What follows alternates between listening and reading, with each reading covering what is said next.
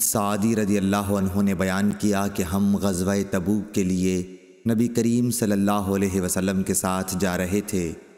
جب آپ وادی قرا مدینہ منورہ اور شام کے درمیان ایک قدیم آبادی سے گزرے تو ہماری نظر ایک عورت پر پڑی جو اپنے باغ میں کھڑی ہے۔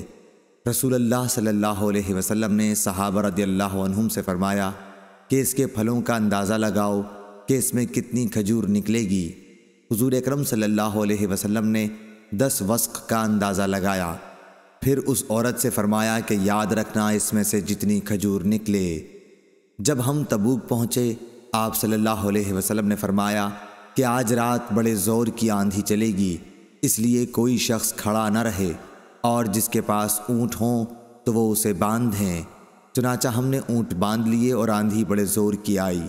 ایک شخص کھڑا ہوا تھا تو ہوا نے اسے جبل طے پر جا پھینکا، اور ایلا کے حاکم یوحنا بن روبہ نے نبی کریم صلی اللہ علیہ وسلم کو سفید خچر اور ایک چادر کا تحفہ بھیجا۔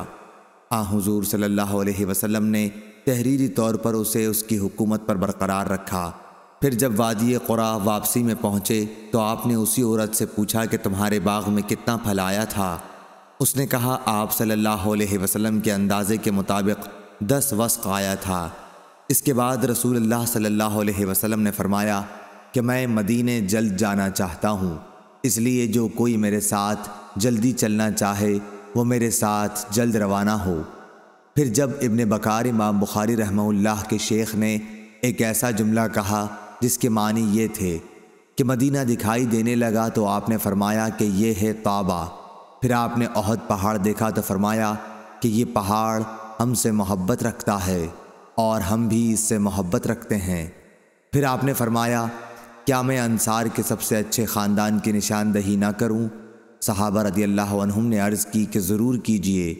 آپ نے فرمایا کہ بنو نجار کا خاندان، پھر بنو عبد الاشہل کا خاندان، پھر بنو سعدہ کا، یا یہ فرمایا کہ بنی حارث بن خزرج کا خاندان، اور فرمایا کہ انصار کے تمام ہی خاندانوں میں خیر ہے۔ صحیح بخاری حدیث نمبر 1481۔